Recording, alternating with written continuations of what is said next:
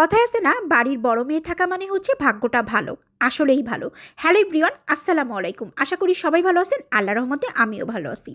আজকে আমি তরকারি কাটতে যেয়ে হাতটা কেটে ফেলছি। কাটার পরপরই মেহজাবিন আমাকে বলল যে, মামুনি তোমার কোনো কিছু করতে হবে না, সব ধোয়াধাই কাজ আমি করে দিব, জাস্ট তুমি শুধু রান্নাবাড়াটা করে দিও। কারণ ওরা আমার হাতের রান্না খেতে খুব বেশি পছন্দ করে। ও ধোয়া দেওয়া কমপ্লিট করে দেওয়ার পরপরই আমি রান্না বসাই দিলাম। প্রথমে হচ্ছে পেঁয়াজ কুচি দিয়ে দিলাম, তারপর হচ্ছে জিরে বাটা, আদা বাটা, রসুন বাটা, সমস্ত ধরনের মশলা দিয়ে ভালো করে আসলে মশলাটা কষাই নিব। এই পর্যায়ে দিয়ে দিলাম হচ্ছে ঝালের গুঁড়ো। মেহজাবিন বলতেছিল যে আজকে মুরগির মাংস রান্না খাবে, এবং নাফিসা বুড়ি বলল যে আমি যেহেতু 5টা রোজা রাখছি, ভাবলাম মামুনি আমি আরও একটা রোজা রাখবো। যেহেতু নাফিসা বুড়ি রোজা রাখবে, তাই জিজ্ঞাসা করলাম আম্মু তুমি সেহরিতে কী খাবা? তখন ও বললো আমি পোলাও খাবো আর হচ্ছে মুরগির মাংস খাবো। তো এইদিকে আবার মেহজাবিন বেশ কিছুদিন ধরে আমাকে বলতেছিল যে মামুনি লিয়ার মুরগিটা খাবো, যে মুরগিটা অনেক বেশি শক্ত, ওই মুরগিটা রান্না করলে অনেক বেশি মজা লাগে। আমি বললাম ঠিক আছে মামুনি, যেহেতু তুমি বলছো আমি অবশ্যই রান্না করব। তারপর একটা লেয়ার মুরগি নিয়ে আসছিলাম। দামটা কিন্তু অনেক বেশি লেয়ার মুরগির, বাট খেতে অনেক বেশি মজা। প্রায় একটা মুরগি গরুর মাংসর 1 কেজির সমান দাম চলে আসে। যেমন আজকে একটা মুরগি নিয়ে আসছিল বাবা, পুরোপুরি দাম পড়েছে 700 টাকা। তো সেই জন্য আমি মেহজাবিনকে বললাম যে দামটা বেশি হলে কিন্তু এই মুরগির স্বাদটা অনেক বেশি। এখানে আবার নাফিসা বুড়ির আবদার, মুরগির মাংস রান্না করলে সাথে ডাল মাস্ট হতেই হবে। কারণ সে আবার মুরগির মাংসর তরকারি দিয়ে প্লেটে ডাল উঠায় নিয়ে তারপরে সে খুব সুন্দর করে খায়, দেখতেও আমার বেশ ভালো লাগে। তাই ভাবলাম যে হাত কেটে গেছে সমস্যা নেই, বাট রান্না বাড়া সবগুলোই ইনশাল্লাহ কমপ্লিট করব। এদিকে রান্না করতে করতে মেহজাবিন আবার বলতেছে যে তুমি এই হাত নিয়ে কি সুন্দর সব রান্না বাড়া করতেছো, সব কাজ করতেছো। আমি বললাম হ্যাঁ, পারতে তো হবেই, কারণ তোমরা যেহেতু খেতে চাইছো আমার কাছে। এদিকে আবার আম্মুরও শরীরটা বেশ খারাপ, যেহেতু আম্মু ডায়াবেটিসের রুগী, রোজা রাখতেছে। তারপরে এদিকে আবার ঠান্ডা জ্বরেরও সিজন, তো অলরেডি আম্মুর প্রচুর পরিমাণে ঠান্ডা লাগছে।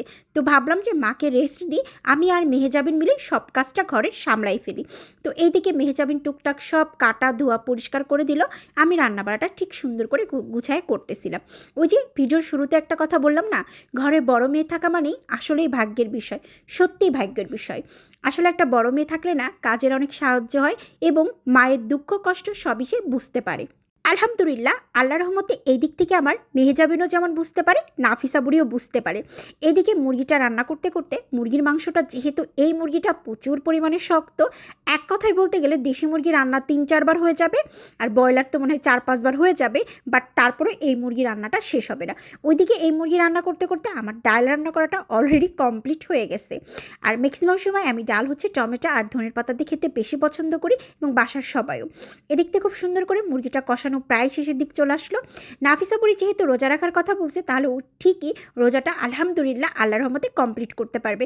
যেহেতু শুরুতে 5টা রোজা সে খুব কষ্ট করে রাখছে, এবং শুকুর আলহামদুলিল্লাহ আল্লাহর রহমতে তার খুব ক্ষুধা লাগছিল, বাট সে বলছে ক্ষুধা লাগলেও মামুনি রোজাটা আমি রাখবই রাখবো, আমাকে কেউ ভাঙাইতে পারবা না। সো আলহামদুলিল্লাহ আল্লাহর রহমতে 5টা রোজা সে রাখতে পারছে। সো আমি চাইলাম, যেহেতু ও নিজে উপজে বললো যে কালকে রোজাটা রাখবো আর আমাকে পোলাও রান্না করে দিবা, পোলাওর সাথে মুরগির মাংসও খাবো, তো ভাবলাম যে বাচ্চা মানুষ রোজা রাখতে চাইছে, আবদার করলো, রান্নাটা করেই ফেলি। সো এইদিকে আবার ডাল রান্না করাও শেষ, মুরগি হচ্ছে, এই পাশে আমি আবার পোলাওটাও বসাই দিলাম। আমার পোলাও রান্নাটাও কমপ্লিট হয়ে যাবে, বাট মনে হয় মুরগি রান্না হবে না।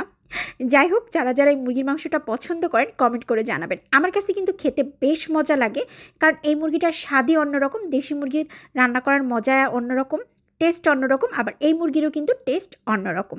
যাই হোক, পোলাও রান্নাটা বসাই দিলাম। ওইদিকে নাফিসা বুড়িকে নিয়ে সবাই বলতেছে যে যেহেতু নাফিসা বুড়ি কালকে রোজা রাখবে, কালকে পুরো বাসাটা একদম গরম থাকবে, কারণ রোজা রাখলে নাফিসা বুড়ির সাথে একটা কথা বলে ও 100টা কথা বলে, আর মেজাজ অনেক বেশি গরম দেখায়। আলহামদুলিল্লাহ আমার সিঁড়ির জন্য রান্নাবাড়া কমপ্লিট হয়ে গেল।